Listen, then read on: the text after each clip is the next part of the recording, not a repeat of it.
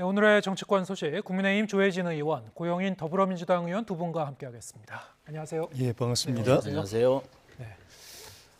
윤 대통령이 최근 들어서 연일 이권 카르텔 타파를 이제 주문하고 나섰습니다.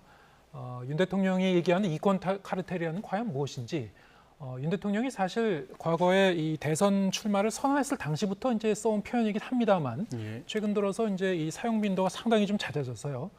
상당히 좀 전방위적으로 지금 이 이권 카르텔 타파를 주문하고 있는 것 같은데 어떻게 보셨습니까? 구체적으로 어떤 그 세력을 염두에 두고 하는 것일까요?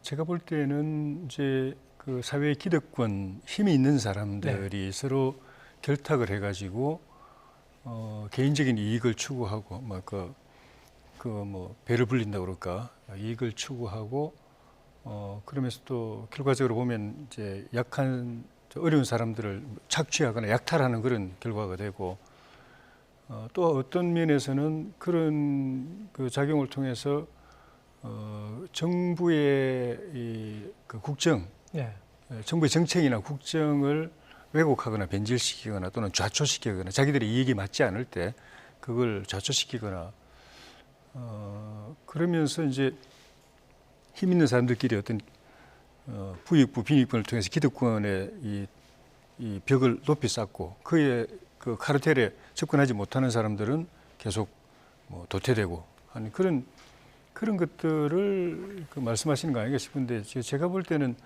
그 좀 전에 말씀하신 것처럼 정치 시작할 때부터 그 이야기 하셨던 거는 검사 생활을 평생 검사 생활을 하면서 그냥 흔히 말하는 잡범 잡는 일을 하신 게 아니고, 우리 용어로 한다면 거악을 잡는, 그러니까 예를 들면 대검 중수부 과장을 하고 또 그 중앙지검장하고 검찰총장을 하고 하면서 부패와 비리와의 전쟁 차원에서 그것도 이제 개인이 아니라 이제 사회 구조적인 악, 그런 그 척결하는 일을 하면서 우리 사회의 어떤 문제점 같은 거, 그런 그 구조적인 문제점을 인식하셨던 것 아닌가. 그게 나중에 이제 대통령이 그때는 이제 잘못을 처벌하는 일만 했지만 이제 이제 대통령이 국정 최고 책임자가 됐기 때문에 그걸 이제 해결하고 사회를 쇄신하는 그런 일을 본격적으로 추진하시는 것 아닌가 하는 그런 생각이 듭니다. 원래 이제 이권 카르텔이란 용어 자체가 경제학 용어이기도 해서요. 말씀하신 대로 어떤 그 집단이나 이 사람들이 서로 이제 결탁을 해서 자기들만의 어떤 그 이득을 취하려는 그런 그 움직임. 그런데 지금 윤 대통령이 쓰고 있는 그 이 용어의 선택 자체가 상당히 좀 넓은 분야에 대해서 쓰고 있는 것 같기도 하고, 그럼 따르면 어디까지가 이권 카르텔인가? 머릿속으로 좀 이렇게 구분이 좀 안 되는 측면도 좀 있긴 있거든요. 어떻게 보고 계십니까, 민주당에서는? 뭐 여러 가지 기준이 있을 수 있겠지만 좀 쉽게 표현하면 윤석열 대통령의 마음에 들지 않는 세력들을 이렇게 낙인 찍을 때 사용하는 용어로 지금 나타나고 있는 것 같습니다. 한동안은 이제 자유를 많이 강조했고, 그래서 반자유주의 세력 이렇게 얘기했는데, 이제는 노골적으로 이제 이권 카르텔이다 이제 이렇게 얘기를 하고 있죠. 결국은 이권 카르텔이라 하면 지금 윤 대통령의 국정 운영에 대해서 뭐 비판을 한다든지 그 지침에 어떤 걸림돌이 된다든지 이런 세력들을 얘기하는 건데, 결국은 구체적으로 보면 우리 민주당이나 또는 뭐 태양광 등의 그 문재인 정부의 뭐 정책이라든가, 또 최근에 노조 때려잡기에 혈안이 돼 있는데 뭐 거대 노조, 또 시민사회단체 이런 부분인데, 요즘 들어서는 이제 공무원들까지도 거기에 좀 넣어서 이권 카르텔의 범죄 넣어서 이렇게 솎아내려고 하는 그런 기류까지 좀 보이고 있습니다. 그래서 굉장히 좀 심각한 양상인데요. 이러한 것들이 어떻게 보면은 좀 윤 대통령께서 실질적으로 이러한 것들을 냉정하게 보고 그 사회를 이렇게 융합하고 이런 것보다는 어떤 것이 본인의 국정 장악력, 더 나아가서는 자신의 지지율을 높이는데 유리한가, 이런 측면으로 저는 이런 것들이 작동되고 있다 이런 생각이 듭니다. 그래서 뭐 지난번에 건설 노조를 건폭이라고 표현하면서 강력한 그 탄압 드라이브를 했을 때 지지율이 일시적으로 오르기도 했고, 또 이번에 문재인 대통령을 그 국정 방해 세력 이런 것으로 이렇게 지칭하면서 일정 정도의 뭐 지표가 지지율에 유리한 것처럼 나타나기도 했는데, 결국은 이러한 흐름들은 일시적으로 그러한 의도적인 목표에 다다를지는 모르지만 결국은 이게 거짓 뉴스라든지 굉장히 어떤 사람들에 대한 평가를 인위적이고 일방적으로 하는 거기 때문에 진실이 드러나면 국민들의 그 일시적 지지는 강력한 비판으로 저는 전환될 것이다 이렇게 보고 있습니다. 네, 결국 이 최근에 이 이권 카르텔이라는 그 용어 자체가 이 국정의 키워드로 등장한 배경 자체를 민주당 쪽에서는 지지층 결집 차원이다, 어떤 정치적인 의도가 깔린 거다 이렇게 이제 보시고 계신 것 같고, 그렇다면 이 용어가 지금 여러 분야에 대해서 지금 대통령실에서도 적용해서 이제 표현을 하고 있는데, 아까 말씀하신 대로 공무원에 대해서도 이를테면 어제 차관 그 신임 차관들에게 임명장을 이제 건네면서도 이권 카르텔과 이제 싸워달라 얘기를 했단 말이죠. 예. 그렇다면은 각 부처에 있는 공무원 중에도 이권 카르텔이 있는 겁니까? 그거는 이제 사실관계를 규명해봐야 알겠지만은 공무원들의 책임은 제일 나쁜 거는 본인들이 그 카르텔에 들어가가지고 위법 부당한 행위를 함으로써 특정 집단에게 또는 세력에게 그 이익을 주고 그걸 또 자기가 이제 대가를 받는다든지, 그게 흔히 말하는 이제 뇌물이라든지 이런 게 되는데, 그렇게 결탁이 되었으면 제일 나쁜 경우고, 설령 그렇게까지는 안 했다 하더라도 자기 영역에서 각 부처마다 영역이 있지 않습니까? 그 영역에서 그런 일이 발생하지 않도록 해야 될 책임이 이제 정부와 공직자들에게 있는 거죠. 근데 그거를 방치했다든지 그냥 묵인했다든지 해서 그게 그대로 온전하도록 놔두고, 그로 인해서 결탁을 한 사람들은 계속 살을 찌우고, 그렇지 않은 사람들은 거기에 말하자면 뭐 약탈을 당하거나 또 착취를 당하는 그런 역할을 하게 방치를 한다든지, 또 하나는 국민의 세금으로 형성되어 있는 이 재정이 그런 쪽으로 이제 빠져나가가지고 그런 사람들이 착복하도록 결과적으로 혈세가 약탈되도록 방치를 했다면 그것도 책임져야 될 부분이기 때문에, 그런 걸 전반적으로 들여다보고 만약에 본인들이 공직자가 직접 거기에 연루돼 가지고 이익을 얻고 위법 행위를 했다면 그거는 더 심각하게 다뤄야 될 문제고, 그렇지 않았다 하더라도 그 다른 부분도 들여다보고 그런 카르텔이 있다면은 해체하는 데 공무원들이 적극적으로 나서라, 각 영역에서 책임지고 그렇게 해라, 그런 뜻이라고 생각합니다. 네. 공무원과 어떤 외부 세력 아니면 그 외부의 집단과 결탁해서 자기들의 이득을 챙기는 그런 행위가 있을 수 있다. 뭐 이런 걸 염두에 둔 말인 것 같기도 하고요. 예. 그런데 이 대통령이 임명장을 이제 건네면서 그 자리에서 또 했었다는 그 신임 차관들에게 이런 말을 건넸다고 하죠. 일부 부처는 2년 부처다. 그래서 4개 부처를 이제 집어서 얘기했다고 하는데, 그것도 이러한 그 맥락에서 어떻게 해석을 하고 계십니까? 어떻게 보십니까? 예, 그렇습니다. 저는 지금 사회에 불어닥치고 있던 공포 정치가 이제 공무원 사회에도 나타나고 있다 이렇게 보여지는데요. 지금 최근에 노조뿐만 아니라 전반적인 부분에 대한 대응이 그 검찰, 감사원, 또 국세청이라든가 국정원 이러한 부분들을 통해서 사정 만능주의 통치 양상을 보이고 있었거든요. 그래서 이거를 배경으로 해가지고 이제는 그 대통령실의 참모들을 차관으로 전면 배치함으로써 어떻게 보면 용산 직할 체제로 지금 가고 있는 거죠. 그러면서 첫 일성이 이권 카르텔에 맞서 싸우고 그 다음에 인사 조치를 과감히 하라. 뭐 이거는 그렇게 어렵게 해석하지 않아도 돼요. 결국은 앞으로 국정 운영 방향이나 지침에 따르지 않는 그 민주당 성향이나 또는 본인들 시각에서 볼 때 좌파 세력들을 솎아내라. 솎아내고 그런 것에 협조하지 않을 때는 과감하게 인사 조치를 해라. 이런 거거든요. 저는 그 생각이 나요. 그 우리 윤석열 대통령이 지난번에 그 검찰총장 시절에 뭐라고 얘기했습니까? 자기는 사람에게 충성하지 않는다고 그랬죠. 이번에도 물론 말은 뭐 헌법에 충성하라 이런 얘기를 했지만 사실은 앞으로 나의 국정 운영 대통령에 따르지 않으면 국물도 없다. 저는 그런 표현의 다름이 아니라고 생각합니다. 네. 이 똑같은 지시와 똑같은 표현을 둘러싸고 이제 다르게 이제 완전 해석하시는 셈인데, 대통령이 이제 말을 갈아타라는 단순히 말을 갈아타는 것이 아니고 이제 헌법에 기반해서 이제 이 갈아타라는 얘기다. 뭐 예. 이렇게 이제 부연 설명을 한 걸로 좀 알고 있습니다만, 자 그렇다면은 여기서 얘기하는 이런 이권 카르텔 그리고 이런 지시들이 지금 말씀하신 대로 고 의원께서 말씀하신 대로 이제 전 정권의 어떤 자취가 남아 있는 점 그리고 현 정부의 뜻에 따르지 않는 사람 이런 것을 초점을 둬서 하는 겁니까? 어떻게 해석하십니까? 지난 정부의 일이라도 잘 한 일이고 또 개성 발전시켜야 되는 일이면은 그건 계속 해야 되는 것이죠. 예. 그런데 지난 정부가 정권이 일단 교체됐다는 거는 뭐 이렇게 그 정도에 이렇게 많고 적고를 떠나가지고 기본적으로 국민들이 지난 정부는 잘한 것보다는 잘못한 게 많다. 그대로 가면 안 되고 바꿔야 된다라고 해서 바꾼 것이고 그 결과로 지난 정부가 잘못한 것들이 이 새 정부한테 그대로 짐으로 다 넘어왔거든요. 예. 새 정부가 나서서 윤석열이 대통령이 돼서 앞장서 가지고 새 정부 세워서 그걸 다 해결하라고 정권을 넘겨준 거거든요. 그런데 지난 정부 때 그 일을 했던 그 짐으로 넘어온 일들을 그대로 계속 반복하고 있다든지 그걸 해결하는 일을 해야 되는데 적극적으로 나서지 않고 그냥 복지부동하고 있다든지 예. 이러면 대통령 입장에서 볼 때는 국민이 정권 바꿔 가지고 지난 정부 잘못된 거 바로잡고 제대로 하라고 줬는데 밑에서는 딴짓하고 있다.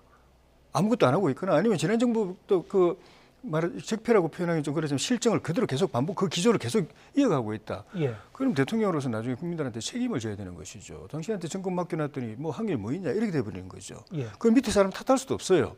자기가 책임지고 공무원들을 다시 쇄신시켜가지고 일을 하게 만들어서 잘못된 건 바로잡고 국민들이 기대했던 또 국민들에게 약속했던 일들은 제대로 해서 성과를 내 가지고 국민들 박수 받게 하는 것은 대통령 책임인 겁니다. 그렇게 할 수 있도록 사람을 재배치하는 것이 인사인 것이고 그런 측면에서 이번에 그 차관급 인사를 통해서 일단 그런 쇄신의 바람을 좀 불어넣었고 대통령 입장에서는 특히 취임 1년이 넘었지만은 문재인 대통령 때 임명했던 사람들이 거의 다 그 자리에 남아 있거든요. 고위직으로. 예.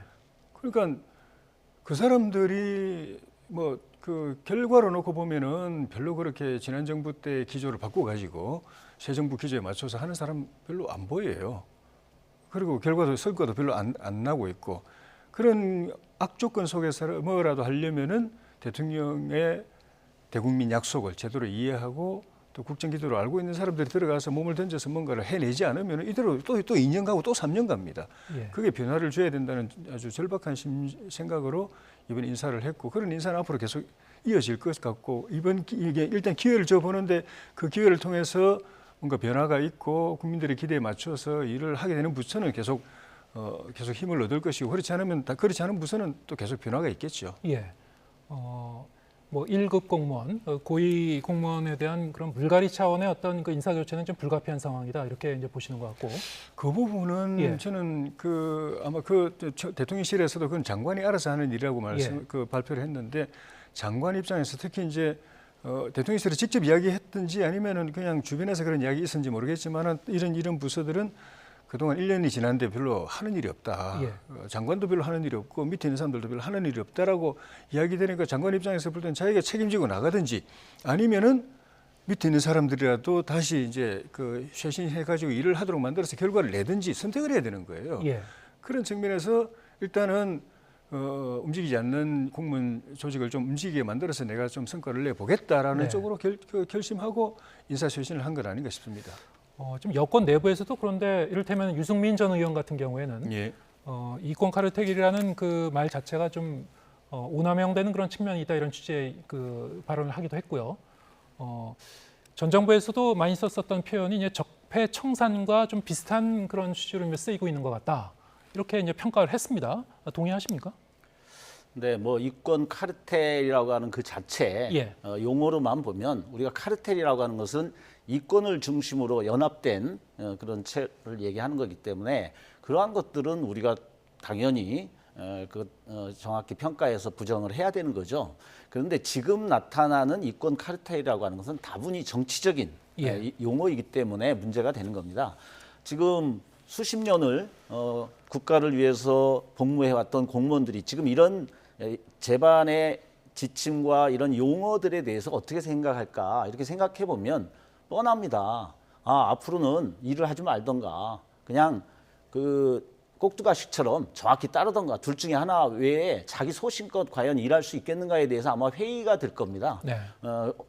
사실 정권이 바뀌면 정책이 당연히 바뀔 수는 있어요. 그런데 공무원들에게 여야 정권이 바뀌면서도 수십 년 공무원 생활하면서 자신들 나름대로의 그 객관적인 상황 분석과 그런 자기 소신을 만들어 왔습니다. 그러면 이들에게 기존의 정책에 대해서 평가하고 토론을 통해서 새롭게 극복할 수 있는 것을 만들어내는 풍토를 만들면 괜찮은데 지금은 일방적이고 획일적인 어떤 지금 방향을 제시하고 있거든요. 그래서 거기에서 어긋나면 인사조치하겠다, 속가내겠다. 그리고 그것은 민주당 성향으로 우리가 인식하겠다. 이런 선전포고입니다. 지금 4개 그 부처를 얘기하고 있는데 그중에 예를 들면 통일부를 예를 들어보면 네. 아니 통일부가 뭐 하는 겁니까? 통일부는 우리나라의 평화와 통일을 앞당기는 데 기여하는 부서입니다. 그렇기 때문에 우리가 북한과의 관계에서 무조건 적대적으로만 할 수는 없어요. 필요에 따라서는 대화도 해야 되고 특히 우리가 군사력이나 경제력이 북한보다 월등히 앞서고 있습니다. 그럴 때는 북한보다도 좀 더 유연한 전술을 통해서 여러 가지 대화도 하고 때에 따라서는 뭐 긴장감 있는 그 협상도 해야 되겠지만 결국은 그 기준은 국민들에게 평화와 관련된 불안감을 해소해주고 우리나라 경제력을 높여나가면서 기업이 제대로 일할 수 있는 여건을 만들면서 평화에 기여해야 되는 거거든요. 근데 지금 상태에서는 예를 들면 김정은 체제에 아주 노골적인 적대감을 갖고 있는 이번에 통일부 장관 후보인 김영호 씨 같은 경우에 과연 대화가 가능하겠습니까? 그러니까 이런 발상 자체, 북한 지원 분야하고 이렇게 비난하는 것 자체가 도대체 통일부에 대한 제대로 된 이해가 없는 정부다. 저는 이렇게 생각합니다. 심각합니다. 네. 통일부의 어떤 그 새로운 역할을 주문하고 있는 상황. 특히 최근 윤석열 대통령의 이른바 이제 반국가 세력 이제 발언이 있었고요. 그런 맥락에서 이 우리나라의 이제 이 대북 정책도 상당히 좀 변화가 좀 예고되고 있는 그런 셈인데 여기에 대해서 이제 문재인 전 대통령이 자신의 입장을 좀 우회적으로 이제 밝힌 그런 글이 나왔습니다. 아직도 냉전 시대의 사고에서 헤어나지 못하고 있는 사람이 있는 것 같다. 윤석열 대통령의 발언을 좀 비판한 것이 아닌가 이렇게 해석이 되고 있는데 어떻게 보셨습니까? 윤석열 정부의 대북 통일 정책은 헌법 4조가 규정하고 있는 자유민주적 기본 질서에 의한 평화 통일인데 그거를 일부에서 뭐 지금 뭐 문재인 전 대통령 포함해서 냉전이다, 거구다 이렇게 이야기하면은 우리나라 헌법이 거구 헌법이라고 말하는 거예요. 예. 그리고 그 헌법을 채택한 대한민국 5천만 국민이 거구 국민들이라고 말하는 거랑 똑같습니다. 그런 말을 헌법적 사고가 전혀 없는 분들이니까 그런 이야기를 저는 한다고 생각이 들어요. 좀 전에 말씀하셨지만은 공무원 조직이라는 것은 정권이 어느 정권이 들어서냐에 따라서 그 정권의 기조에 일단은 맞춰줘야 됩니다. 그리고 이제 다른 또 기조를 가진 정부가 들어서면 또 그 일을 해줘야 되는 것이고. 근데 만약에 A라는 정부가 들어섰을 때 열심히 A 쪽으로 하다가 B라는 정부가 들어섰는데 그때는 아무것도 안 한다. 그러면 이거는 정부의 정통성을 존중해 주는 게 아니라 그 조직이 그 공무원 집단이 이미 이념화 정파화 돼 버린 겁니다. 이쪽 특정 정파하고. 지금 통일부가 딱 그런 겁니다. 통일부의 기본 그 소명은 헌법에 규정되어 있는 대로 자유민주적 기본 질서로 통일하는 그 장기적인 전략 정책을 수립하고 그의 필요에 따라서 그 대화도 하고 북한하고 그에 맞는 대화, 협력, 교류 이런 걸 하는 것입니다. 그런데 장기적인 방향성이 전혀 없고 문재인 정부 들었을 때 결국 북한 핵 그 무장만 결과적으로 그 도와주기 돼버린 그런 이벤트성 그 일정만 그 일만 열심히 통일부가 했어요. 그때는 많이 바빴어요. 그런데 그 임기도 끝나기 전에 하노이에서 하노이 회담 결렬되고 나서 북한은 문 닫아 버렸잖아요. 네. 문재인 대통령에 대해서 김여정이 뭐 삶은 소대 가리고 이렇게까지 그 모욕을 주고 하면서 통일부가 일이 없어져 버렸어요. 그러면은 원래 그걸로 돌아와서 그때부터 헌법적 그 기조에 맞춰서 통일부의 그 역할을 찾아가야 되는데 아무것도 안 하고 있고 새 정부가 바뀌었는데도 1년 동안 모르겠습니다. 통일부가 뭘 했는지 저는 잘 모르겠어요. 네. 그런 측면에서 그 통일부뿐만이 아니라 그런 그 부서들은 좀 각 부처의 이 존립 이유에 대해서 다시 생각해보고 지속 가능한 부처가 되기 위해서는 어떤 일을 해야 되는가를 전체적으로 한번 스스로 성찰하고 쇄신하는 계기가 돼야 된다 하는 것이 대통령 인사의 저는 기조라고 생각합니다. 예, 알겠습니다.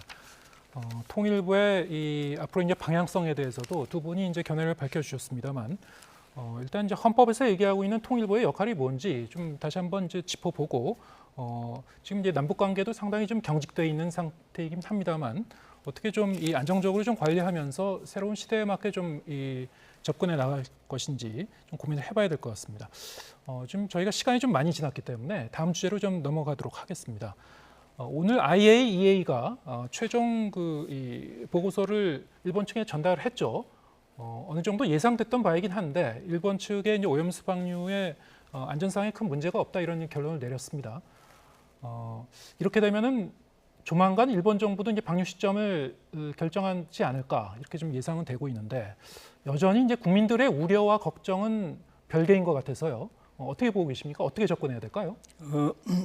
그 IAEA가 그렇게 결정했으면 사실 막을 방법은 없습니다. 왜냐하면 IAEA라는 기관이 무슨 사설 기관도 아니고 세계 유엔 산하에 세계 170여 개국이 가입되어 있는 그 대표 가장 전문성 있는 기관이고 그 기관을 이끌어가는 나라들이 미국, 중국, 일본, 우리 뭐 등등 프랑스 이런 나라들이 다 들어가 있습니다. 핵심으로 중국조차도 그 일본과의 관계에 대해서 별로 그렇게 우호적이지 않은 중국조차도 동의를 했기 때문에 IAEA 결정이 나오는 것이거든요. 근데 그거를 우리가 몸으로 막겠습니까? 어떻게 하겠습니까? 다만 IAEA가 저렇게 결정했을 때는 적을 못 믿다면은 사실 세상에 믿을 게 아무것도 없는 것이고 그래서 그 위해성이 없다고 하는 결과, 그 기술적으로 문제가 없다는 결과는 믿되 다만 어쨌든 국민들이 여러 가지 뭐 선동이나 괴담이나 가짜 뉴스 이런 것 때문에 불안해하기 때문에 불안해하는 것에 대해서는 또 그걸 설득도 하면서 감안해서 우리 그 오늘 당과 정부가 발표했던 것처럼 후쿠시마 수입물 그 수산물에 대해서는 국민들이 안심할 때까지는 무기한으로 수입 안 한다라든지 이런 조치는 또 별도로 또 해야죠. 네. 어쨌든 좀 여전히 국민 여론은 지난 그 6월 말까지 이제 조사된 그 여론조사 결과를 기준으로 보더라도 상당수 국민들이 이제 걱정을 하고 있는 상황이고 IAEA 보고서가 나온다고 한들 이미 어느 정도 그 결론은 예고가 됐던 상황이었기 때문에 국민들의 걱정이 지금 뭐 갑작스럽게 해소되지는 않을 것 같고요. 어떻게 접근해야 될 것 같습니까? 네, 그 말에 앞서서 아까 한마디만 좀 드리면 문재인 대통령이 얼마나 답답하면 그런 얘기를 하셨겠어요. 예. 국민이 뽑아준 대통령을 반국가 세력이다. 이렇게 얘기하는 건 국민에 대한 모욕입니다. 그리고 우리가 상대를 경쟁이나 경합의 상대로 보는 게 아니라 반국가 세력으로 딱 규정하게 되면 이건 뭐 처벌, 척결 이런 쪽으로 간다라는 거 좀 다시 한번 말씀을 좀 드리겠고요. 지금 그 오염수에 대해서 무슨 괴담이니 어쩌니 자꾸 본질적인 얘기를 벗어나가지고 이 국민의 우려를 대변하는 민주당의 여러 가지 문제 제기를 엉뚱한 방향으로 지금 끌고 가고 있는데요. 지금 여론조사를 보면 우리 국민들의 거의 84%가 반대를 하고 있습니다.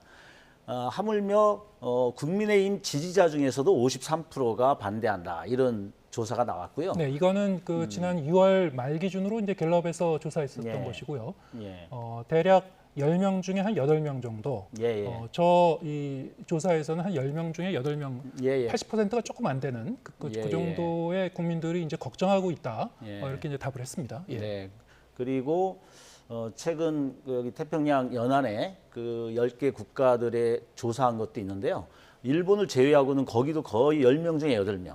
80%가 반대하는 이런 조사 결과도 있습니다. 예. 그 연안 국가들의. 자, 그러면 우리가 지금 IAEA에서 이 종합 보고서가 방류에 뭐 적합하다 이렇게 지금 결론을 내릴 거의 그렇게 다들 예측을 하고 있는데요. 우리가 뭐 그 국제 기구를 전면적으로 부정하는 건 아니지만 우리가 이것을 좀 걸러봐야 되는 건 뭐냐면 그 IAEA 자체가 핵의 어떤 평화적인 사용, 그 다음에 이런 위험들을 이렇게 완화시킬 수 있는 어떤 컨설팅이나 지원 이런 데에 이제 초점이 맞춰져 있는 기구이기 때문에 기본적으로 핵이나 원자력을 부정하는 세력은 아니에요. 그러니까 그 부분들을 어떻게 잘 활용할 거냐에 초점이 맞춰져 있다는 것이고, 이번에 좀 의구심을 갖는 거는 이 그로시 사무총장 같은 경우에 지금 일본에서 핵 방류 결정한 게 21년 4월인데요. 그보다 1년 전인 20년 2월에 일본의 핵 방류는 그렇게 큰 문제가 없다. 기술적으로 문제가 없고 국제 관례에도 부합한다라고 그 조사도 하기 전에 그런 긍정적인 말을 하고 시작했고요. 최근에 6번의 보고서에서도 그런 기조에서 크게 벗어남이 없습니다. 그런데 이제 우리가 이것에 대해서 우려를 하는 것은 이 아까 그 취지도 그렇고 또 그 그라시 총장의 그런 발언도 그렇고 이 조사 자체가 일본과 협의를 중심으로 하고 있고, 그 다음에 그 자료들도 상당 부분이 일본의 협조를 받아서 제공받는 것을 하고 있습니다. 단적으로 어떤 배제되고 있는 것이 뭐가 있냐면 지금 그 다핵종 제거 시설이라고 하는 알프스에서 이것이 모든 것들을 오염수를 제거한다고 그러지만 어쩔 수 없이 나오는 것 중에 하나가 삼중수소를 얘기하고 있어요, 전문가들이. 근데 이 삼중수소가 지금 이 자연 생태나 바다와 그다음에 인체에 어떤 영향을 주는지는 아예 그 검증 대상에서 제외돼 있고요. 아까 얘기한 다핵종 제거 시설인 알프스가 과연 30년 동안 고장 없이 안정적으로 될 것인가, 이런 거에 대한 것들도 배제돼 있거든요. 그렇기 때문에 지금 일본이나 특히 우리의 지난번에 일본의 시찰단으로 다녀온 우리 시찰단도 보면 아예 이 결과를 지금 활용하려고 그 뒤에 숨어 있어요. 그러니까 우리 시찰단도 자신들이 소신껏 그 보고 온 것을 얘기하는 게 아니라 이 결과를 보고하겠다. 그건 뭐냐면 다 이 결과가 본인들의 의도에 맞는 방류를 안정적으로 용인해주는 이런 거에 기여할 것이다라고 보고 지금 숨어 있는 거거든요. 그래서 저는 오히려 지금 방류 결정을 이렇게 많은 일본에 있는 어민과 국민들도 반대하고 우리 대한민국의 국민이 다수가 반대하는 상황에서는 결정 자체를 6개월이나 1년 보류해서 좀 더 신빙성 있는 그런 위원회를 구성을 해서 국민들이 안심할 수 있는 상황을 만들어야지 단순히 뭐 수산물 그 수입을 금지하겠다, 이거는 근본적인 게 아니거든요. 그거는 뭐 그 물고기가 안전하냐, 아니 그 물고기를 오염된 물고기를 먹을 거냐 말 거냐의 문제가 아니라 아예 오염된 물고기가 생성되지 않도록 해달라는 근본적인 요구에 대답할 때다, 이렇게 생각합니다. 알겠습니다. 참 안타까운 게 사실은 지금 뭐 처리수 가지고 이야기를 하고 있는데 2011년도에 그 사고 났을 때 그때는 처리도 안 되고 그냥 오염수가 그냥 바로 무차별적으로 그냥 태평양을 들어왔어요. 그게 돌아가지고 그게 아마 지금 저 보도가 정확하게 기억은 안 남았지만은 일본에서 걸러가지고 지금 방류하려는 것에 10,000분의 1인가 방사능 그 농도가 10,000분의 1, 아니, 10,000배가 좀 되는 것들이 그냥 무차별적으로 흘러가가지고 아마 태평양을 거쳐서 우리 동해안으로 아마 한 3번은 왔다 갔을 거예요. 우리 동남해 서해안으로. 그때 지금 이 물고기들은 그때 거기서 자란 물고기들 아닙니까? 근데 2011년부터 지금 23년 올해까지 한 12년 동안 우리 물고기 다 먹고 살았잖아요. 회 다 먹었잖아요.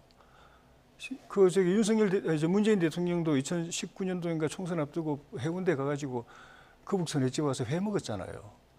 10,000배가 된다고 하는 그 오염 방류수가 돌아간 거기서 자란 물고기 멀쩡하게 10몇 년 동안 먹어놓고 그보다 10,000배로 이하로 희석시켜서 보낸다고 하는데 패닉 상태에 빠져가지고 방사능에 감염돼가지고 뭐 큰일 날 것처럼 이렇게 이야기하는 거는 이거는 정말 저는 진짜 상식이 아니라고 생각합니다. 알겠습니다. 어쩔 수 없이 벌어진 이 상황에서 우리가 수산업을 보호하기 위해서 걱정을 하면서도 먹었던 것과 지금은 예방이나 저지를 통해서 안정감을 있게 앞으로도 드시면 안 되죠. 할 수 있는 것임에도 불구하고 마치 우리나라 정부가 일본의 정부보다도 더 나서서 대변하려고 하고 진정한 국민들의 불안감을 오히려 괴담으로 몰아세우는 이런 상황에 대해서 우리가 근본적으로 문제 제기를 하는 겁니다. 알겠습니다. 이 문제는 사실 또 여야 간의 정치적 공방으로 또 해법을 찾기는 쉽지 않은 그런 문제인 것 같기도 하고요. 오늘 이제 국회의장도 사실 이제 방류된 이후에도 좀 세심하게 이제 모니터링을 하면서 이제 피드백을 좀 받을 필요가 있다 이렇게 얘기하기도 했고 이 문제는 사실 뭐 몇 년 그 상관으로 이제 볼 수 있는 게 아니고 굉장히 장기간에 걸친 생태계와 인체에 대한 어떤 유해성을 좀 보여야 되는 문제이기 때문에 상당히 좀 이렇게 세심하게 더 볼 필요는 있는 것 같습니다. 오늘 말씀 여기까지 듣겠습니다. 국민의힘 조혜진 의원 그리고 고영인 더불어민주당 의원 두 분과 함께했습니다. 고맙습니다. 고맙습니다.